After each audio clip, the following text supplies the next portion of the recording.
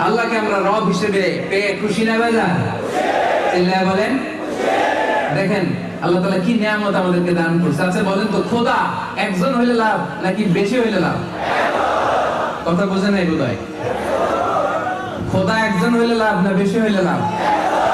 আচ্ছা এই প্রশ্ন বোধহয় কঠিন হয়ে গেছে। এবার বলেন, আপনার বস, এখানে বস রে মালয় ভাষায় কি বলে?